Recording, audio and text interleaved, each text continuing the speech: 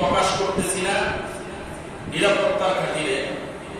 শুধু এতটুকুই বলে রাখি যে আল্লাহ রাব্বুল আলামিন আলোচনার শুরুতে বলছিলাম যে আল্লাহ তাআলা যদি কল্যাণ চান পৃথিবীর কোন ব্যক্তি তাকে ক্ষতি সাধন করতে পারবে না, বরং আল্লাহ তাআলা যদি কারো সফলতা চান আল্লাহ তাআলা মৃত্যুর আগেও তাকে কালিমা বলা বানায়।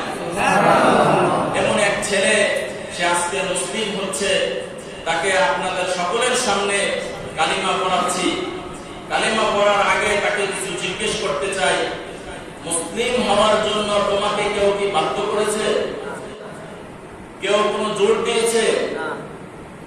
বা কারো কথায় তুমি কেউ তোমাকে বল প্রয়োগ করে মুসলিম হওয়ার জন্য বাধ্য করে নেই তো?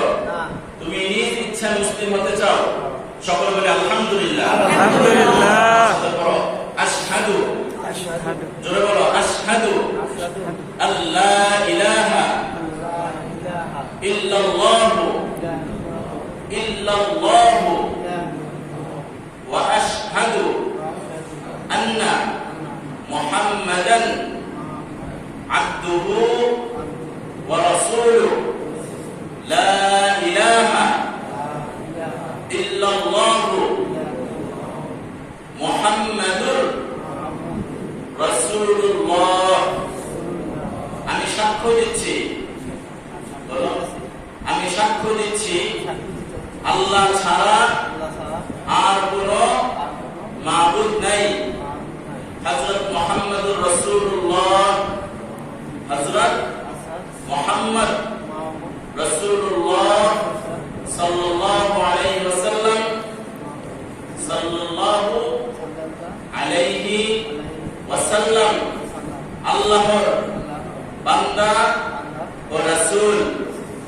সকলে বলি আলহামদুলিল্লাহ।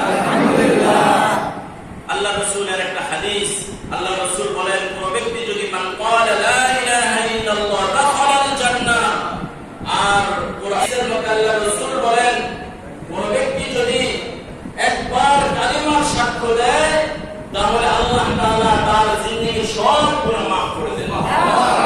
আল ইসলামু ইয়াহদিমু মা কানা ক্বাবলা, ইসলামের পূর্বে যত তার গুনাহ রয়েছে সমস্ত গুনাহ কালিমা মোচন করে দেয়। তাহলে আপনাদের সামনে একেবারে আপনাদের চোখের সামনে একটা জান্নাতি মানুষ দাঁড়ায় রয়েছে, নিঃসন্দেহে আর কোনো সন্দেহ নাই। সে কালিমা পড়ার কারণে সে সরাসরি জান্নাতি। এখন যদি মারা যায় সে সরাসরি জান্নাতি। সুবহানাল্লাহ। বিন্দু মাত্র গুনাহ তার নাই, সে এই মাত্র কালিমা পড়েছে। আল্লাহ তাআলা মরণের আগ পর্যন্ত কোরআন এবং হাদিস